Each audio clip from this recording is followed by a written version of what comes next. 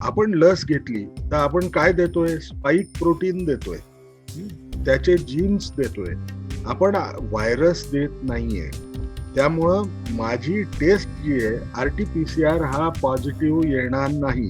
एक गोष्ट आपण लक्षात ठेवली पाहिजे, प्रत्येक म्युटेशन हे घातक असतं असं नसतं. वॅक्सिन घेण्यामध्ये काय फायदा आहे? अरे तुमचा जीव वाचू शकतो, अजून यापेक्षा मोठा फायदा काय द्यायचा? दुर्दैव काय आहे आपल्या देशाचं? दुर्दैव असं आहे की आपल्यामध्ये नीतिमत्ता कमी होत गेली. आमच्याकडे फार जास्त असतो, जे काय देवाची इच्छा असेल तसं आपण करावं. अरे पण माझी वागणूक बरोबर जर नसली तर देव काय करणार?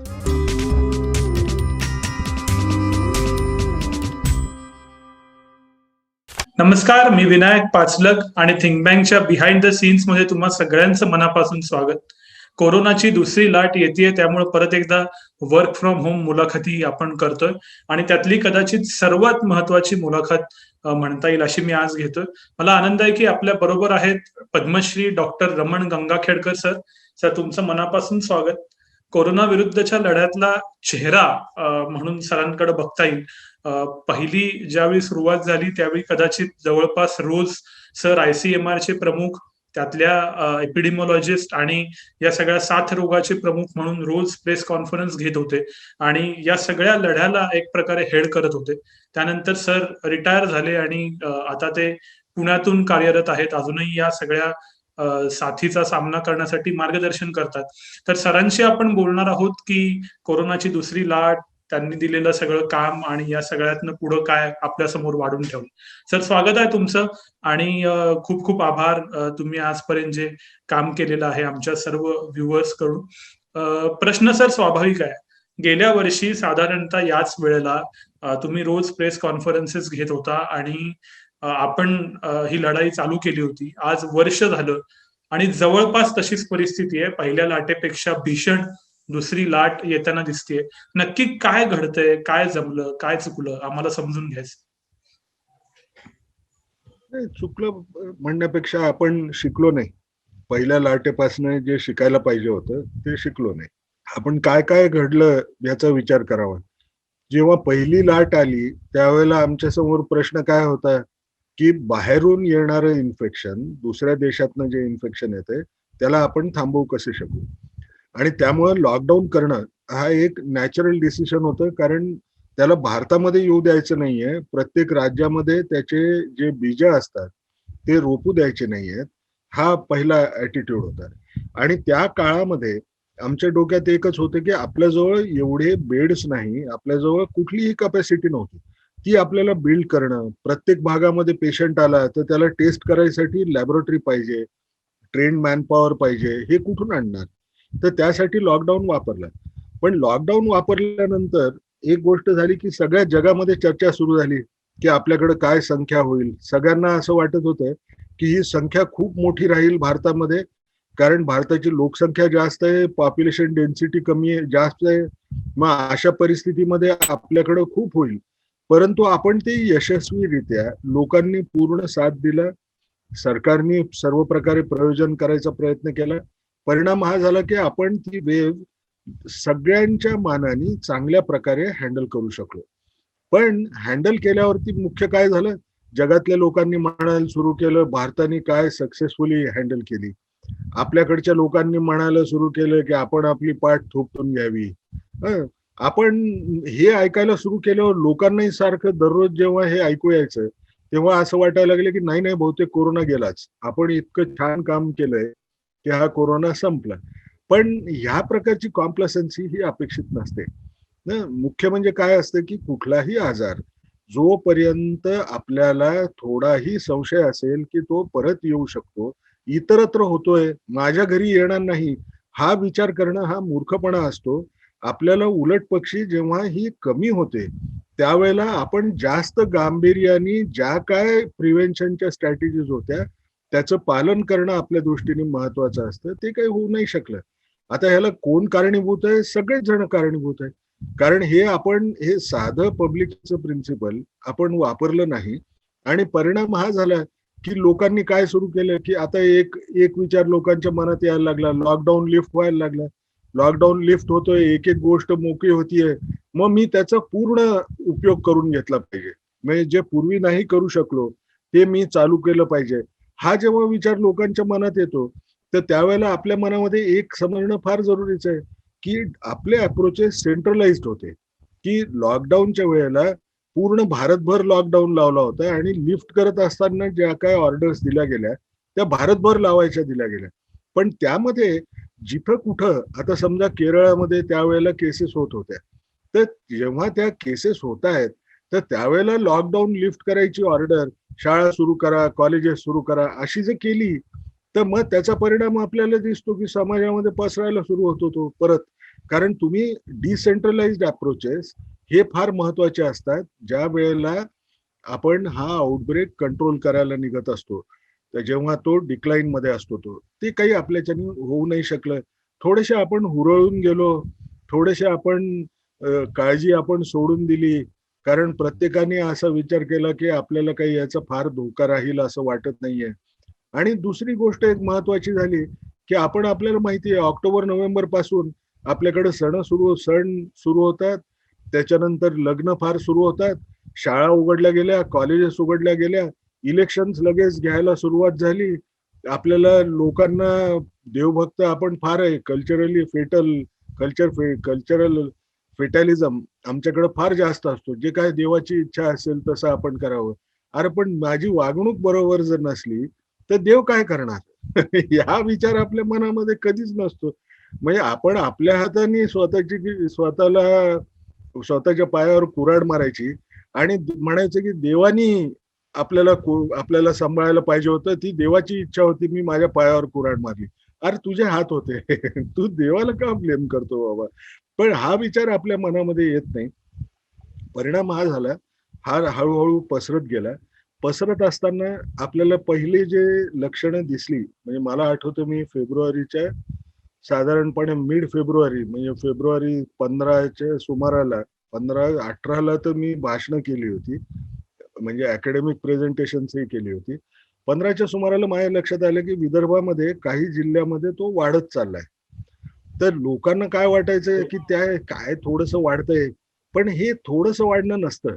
कारण आपण एक लक्षात ठेवलं पाहिजे की वुहानमध्ये 50 केसेस झाल्या, पण त्या 50 केसेसचं लोकांनी जे काय नियोजन केलं असेल ते तोकडं पडलं असेल, किंवा लोकांना असं वाटलं असेल की ते वाढणार नाही. पूर्ण जगभर पॅन्डेमिक झाला. आज इतके करोडो लोक या पॅन्डेमिकच्या चपेटमध्ये आलेत, जेव्हा केसेस फार कमी होत्या. तर म्हणायचा उद्देश काय, थोडासा आपल्याला समजण्यामध्ये काहीतरी गडबड झाली, परंतु अजूनही वेळ गेलेली नाही. सेकंड वेव्ह जरी खूप झपाट्याने वाढत असेल तरी सुद्धा लोकांनी आजपासून ठरवलं की प्रत्येकाने, मी माझ्या कुटुंबासाठी, मी माझ्या पूर्ण समाजासाठी मी कोविड अप्रोप्रिएट बिहेवियरचं पालन करेल, मी मास्क घालेल, मी माझ्या घरामध्ये जेव्हा मी जर सारखा बाहेर फिरत असेल, घरी आल्यावर जेवण करत असताना मी इतर लोकांबरोबर जेवणार नाही, कारण सगळेजण मास्क काढून असतात त्यावेळेला. सगळ्यांच्या म्हणजे इन्फेक्शन ट्रान्समिट होण्यासाठी सोपं असतं, कारण आपली घरं लहान असतात मोठ्या शहरांमध्ये स्पेशली, आणि घर लहान असतात, व्हेंटिलेशन फार काही नसतं, आपल्याला सेफ डिस्टन्स ठेवता येत नाही. एकत्र जेवायला बसलो तर 1-2 फुटाचं अंतर राहतं, दोघे बोलत असताना दोघं चौघं आपण ते खात असतो. तर त्या प्रकारचं हे आपण उपाययोजना जर केली, तर माझ्या मते आपल्याला अजूनही सेकंड वेव्ह कमी करण्यासाठी, भले आज 95% लोकांनी वापर केला या कोविड अप्रोप्रिएट बिहेवियरचा, तरीही आपल्याला 15 दिवसानंतर ही संख्या झपाट्याने कमी झाल्याचं सुद्धा आपल्याला दिसू शकेल.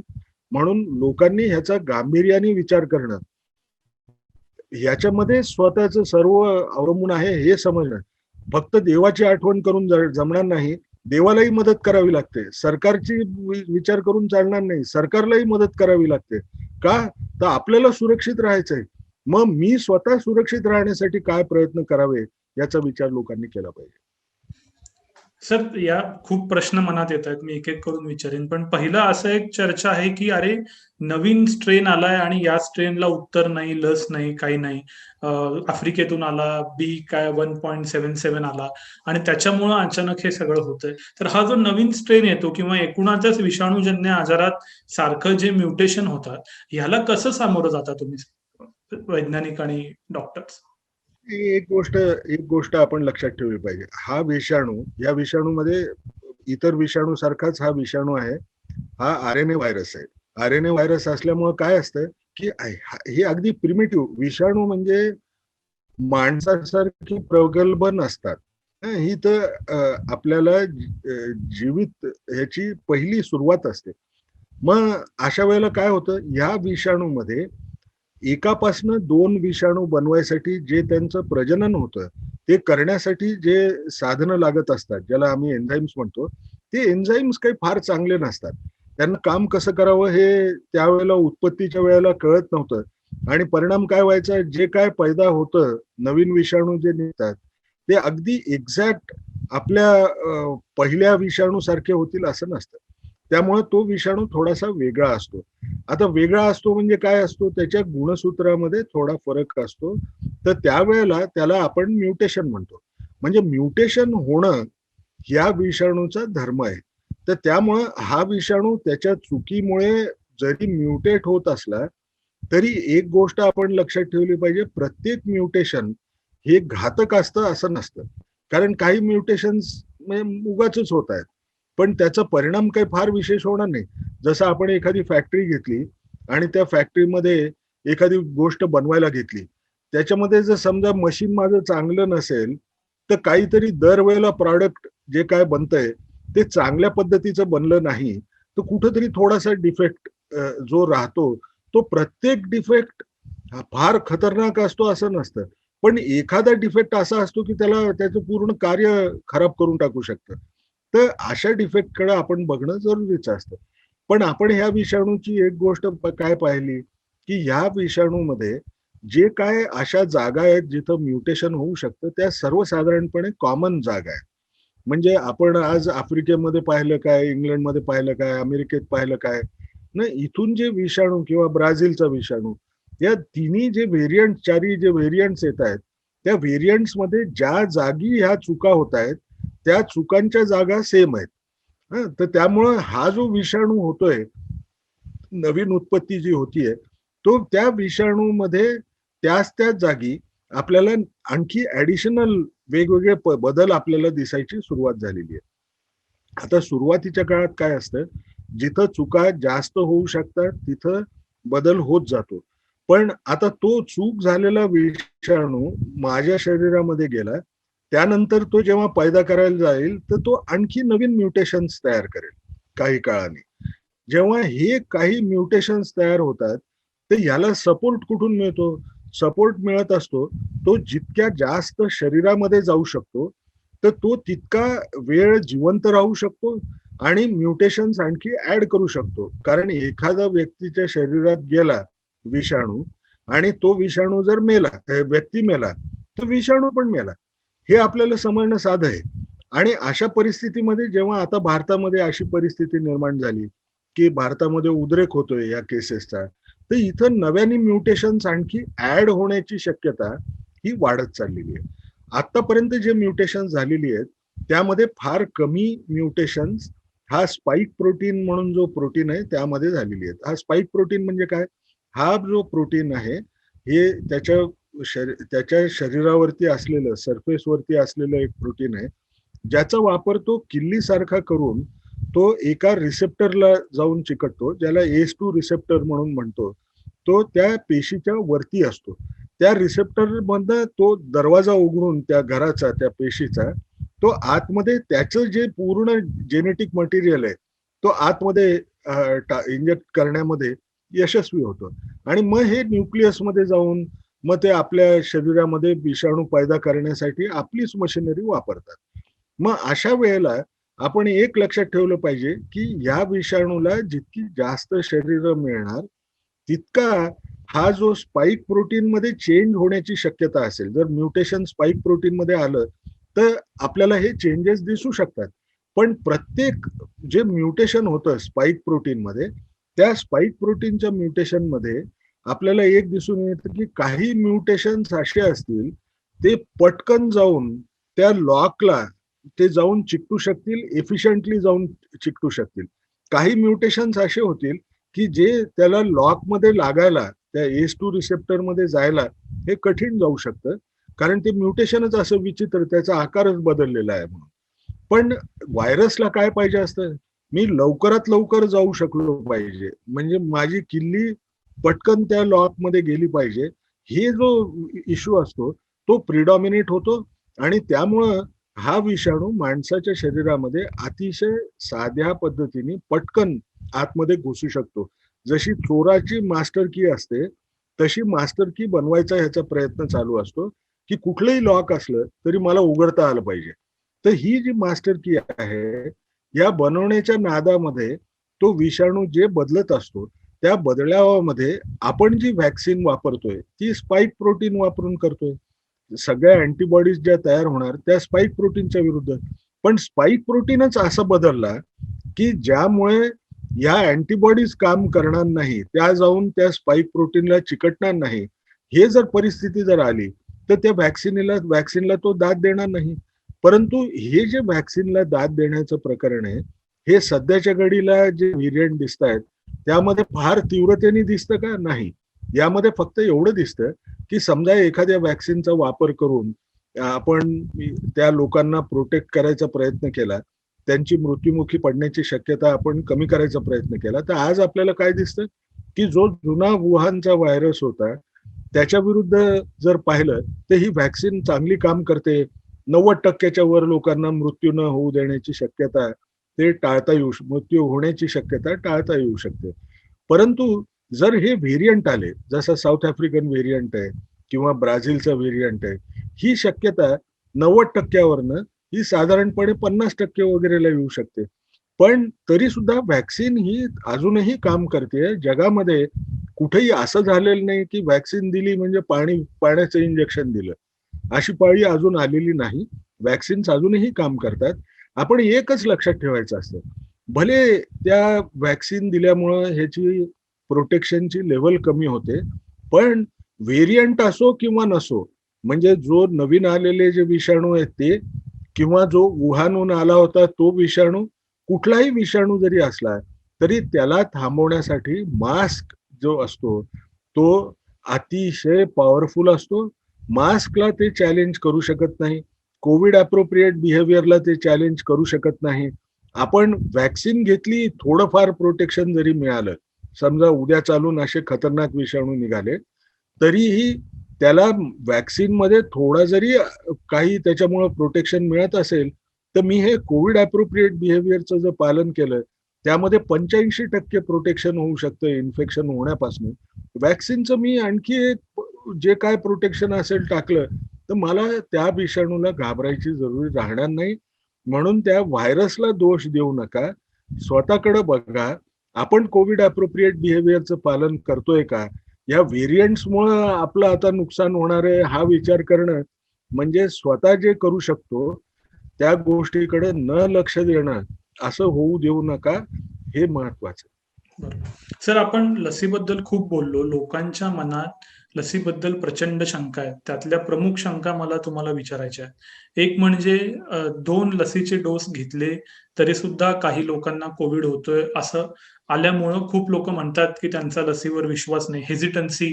व्हॅक्सिन हेजिटन्सी चालू झाली.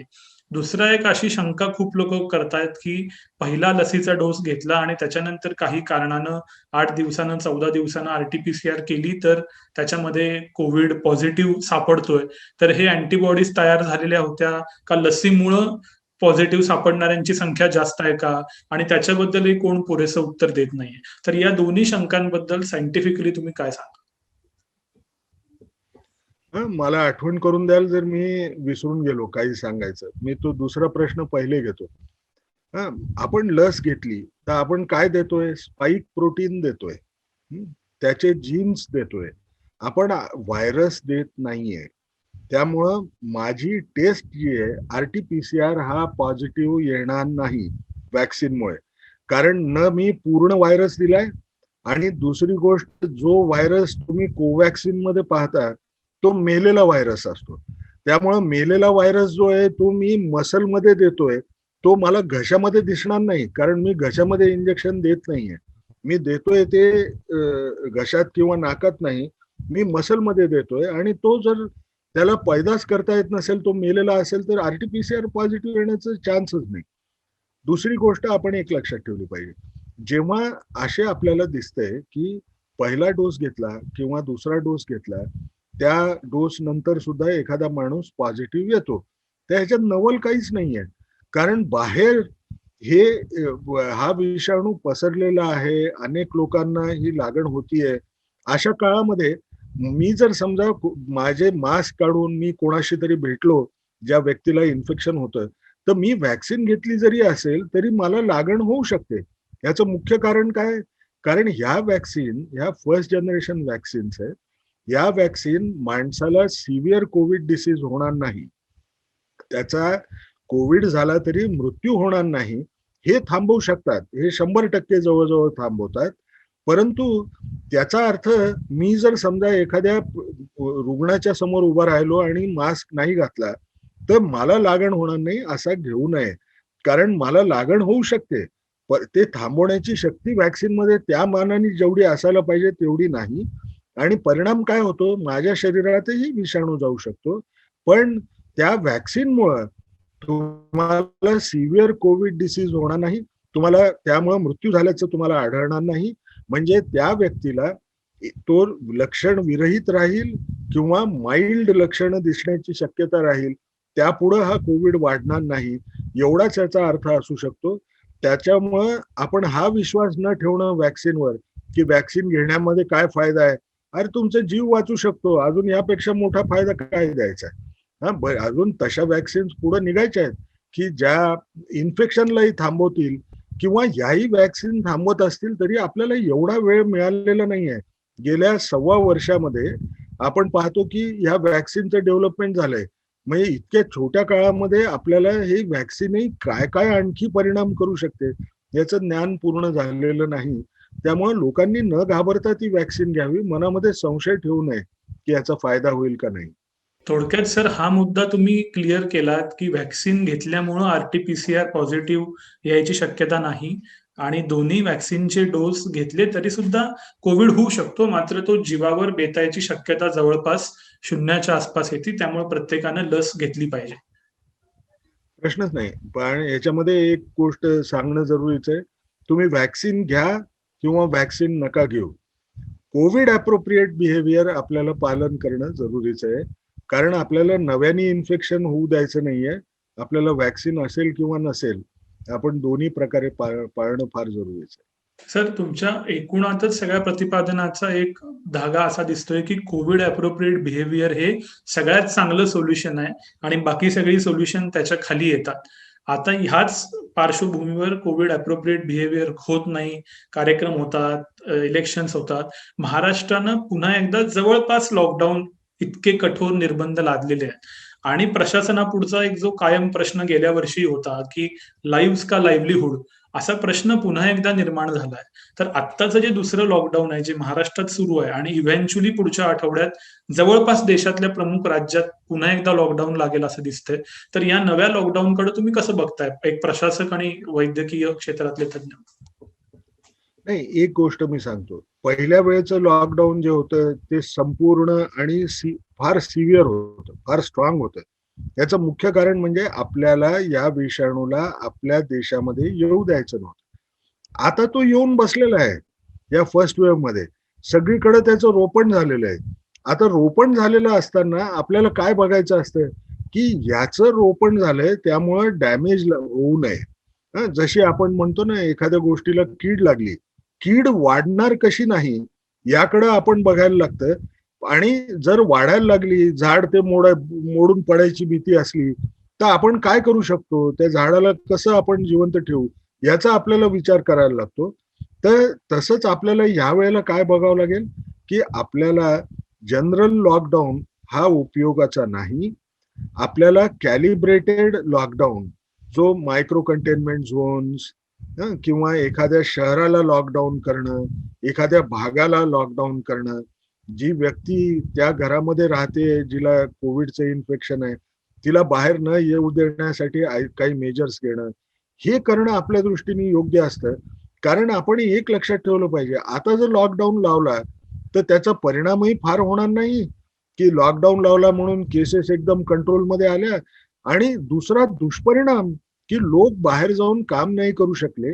आपण जे काय प्रयत्न करतोय की आपली इकॉनॉमी सुधारावी, हं, गरीब लोकांना स्वतःचा स्वतः पैसा कमवता आला पाहिजे, हे जर आपण जर कोलॅटरल डॅमेज व्हायची जी भीती आहे, त्या भीतीपोटी आपल्याला कुठेतरी एक बॅलन्स ठेवावा लागतो, की म्हणजे हेल्थकेअर इन्फ्रास्ट्रक्चर, म्हणजे हॉस्पिटल्समध्ये जोपर्यंत ताकद आहे की ह्या पेशंट्सना आपण औषधं देऊ शकू, ऍडमिट करू शकू, या रुग्णांमध्ये जास्त मृत्युमुखी पडण्याची शक्यता आपण जर कमी करू शकत असू, तोपर्यंत ठीक आहे. पण जर समजा ते आपल्याच्यानी होणार नाही असं दिसायला लागलं, सगळी हॉस्पिटल्स भरायला लागली, तर अशा वेळेला एक टेम्पररी मेजर म्हणून थोडं स्ट्रिक्ट कंटेनमेंट, ना, मी एखादं शहर बंद करतोय, हे मला करण्याची जरुरी पडेल. पण यामुळं जो कॅलिब्रेटेड अप्रोच आहे, की कधीही लॉकडाऊन्समुळे दोन गोष्टी होतात. एक तर हेल्थला फायदा जर होत असेल, तर इकॉनॉमीला नुकसान होतं. तर आपल्याला कुठेतरी एक बॅलन्स ठेवावा लागेल, की दोन्ही गोष्टी आपल्या कंट्रोलमध्ये राहतील. अशा प्रकारचा आपण जर अप्रोच ठेवला, तर तो अप्रोच सक्सेसफुल राहील. महाराष्ट्राने माझ्या मते जे काय केलंय ते योग्य आहे, यामध्ये काहीही शंका नाही.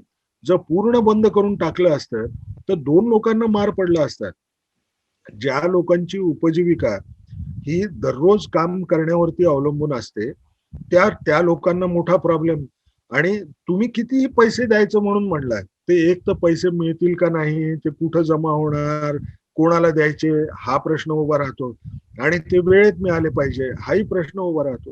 दुसरी गोष्ट काय असते, की मी इतक्या लोकांना अशा प्रकारे जाऊन जर पुरवठा जरी केला, तरी मी जेव्हा बाहेर येईल तेव्हा, म्हणजे ते लॉकडाऊन मी काढलं जरी, तरी तो ज्या प्रकारे उपजीविका चालवत होता, ती त्याला नंतर चालवता येताना काही त्रास होणार नाही याची खात्री आपण देऊ शकणार नाही. म्हणून इंडस्ट्री ही चालू राहिली पाहिजे. आपण माणसांना वाईट या आजारापासून वाचवायचं हे जरुरी असतं. तर लोकांनी हे सहन करणं थोडा काळ, हे फार जरुरी आहे. तुम्ही जे पाहताय आता की पुण्या मुंबईकडे हालत गंभीर झालेली आहे. जवळजवळ 12 ते 14 जिल्हे आहेत की ज्या जिल्ह्यांमध्ये हॉस्पिटलमध्ये बेड नाही. तिथं आपल्याला कडक राहणं याशिवाय दुसरा उपाय नाही, हे आपण लक्षात ठेवलं पाहिजे. फक्त दोन गोष्टीबद्दल आवाहन करणार, की दुर्दैव काय आहे आपल्या देशाचं. दुर्दैव असं आहे की आपल्यामध्ये नीतिमत्ता कमी होत गेली. नीतिमत्ता का कमी होत गेली? इतकी गंभीर परिस्थिती असताना सुद्धा ब्लॅक मार्केटिंग वाढतंय. ही काही चांगली बाब नाही. की अरे, ज्या वेळेला तुम्ही त्या अशा गोष्टी करून जर होर्डिंग करून जर पैसे कमवणार असाल, दुसऱ्याचा जर जीव जात असेल, ही योग्य बाब राहणार आहे का? मग ते भले ऑक्सिजन सप्लाईज असतील, मेडिसिन्स असतील किंवा अन्नधान्याचे पदार्थ असतील. मला दुकान उघडता येत नाही म्हणून मी 10 रुपये जास्त भाव लावणार. ही चांगली नाही पद्धत. आपण सगळ्यांनी एक राहणं, सगळ्यांनी स्वतःला रिस्पॉन्सिबल समजणं. मी स्वतः इन्फेक्टेड आहे असं समजणं, म्हणजे मी दुसऱ्याला इन्फेक्शन देणार नाही, यासाठी जी भावना लागते, ती भावना मनामध्ये ठेवून जर आपण कोविड अप्रोप्रिएट बिहेवियरचं पालन केलं, तर लवकरात लवकर हे रेस्ट्रिक्टिव्ह मेजर्सही चालले जातील. जर त्या नवीन होणाऱ्या इन्फेक्शनला कमी करू शकलो, तर आपलंच पुढं दीर्घकालीन जो परिणाम आहे त्याला आपण टाळू शकतो. आपण जेव्हा या लॉकडाऊन्स मधनं बाहेर येऊ, जे कॅलिब्रेटेड लॉकडाऊन्स आहे, आपल्याला परत जेव्हा आपण कामावर जाऊ, तो कोणी काढलेलं नसणार किंवा त्याचं दुकानच बंद झालं, हॉटेलच बंद झालं, अशी परिस्थिती जर येणार नसेल, तर ते सुखकारक असू शकतं. थोडा त्रास तो दोन्ही प्रकारे होणार आहे, परंतु या त्रासाला आपण सहन करून आपण कोविड अप्रोप्रिएट बिहेवियरचं पालन करणं, 45 वर्षाच्या वरचे जे लोक आहेत त्यांनी व्हॅक्सिन घेणं, याशिवाय दुसरा उपाय नाही. आणि नंतर सुद्धा तो कमी जरी झाला तरी कोविड अप्रोप्रिएट बिहेवियरचं पालन करतच राहणं, जोपर्यंत जगात कुठेही या विषाणूचा उद्रेक दिसत नाही तोपर्यंत सध्याच्या घडीला तरी तोच एक उपाय आहे असं समजावं. रेमडेसिवीर जे औषध आहे ना ते फार उपयोगी आहे अशी जगामध्ये समज नाही. सगळ्यात जास्त मृत्यू होण्याचं प्रमाण जर वाढत चाललंय त्याला मुख्य कारणीभूत काही जर असेल तर स्टिरॉइड्स आहेत. कारण त्या खेड्यामध्ये त्यांना ती टेस्ट करायची फॅसिलिटी जर उपलब्ध नसेल तर ते दिसणारच नाही. एखादं चांगलं औषध निघणार नाही तोपर्यंत ह्या विषाणूचा थ्रेट, या विषाणूची कमी झाल्याचं आपल्याला दिसणार नाही.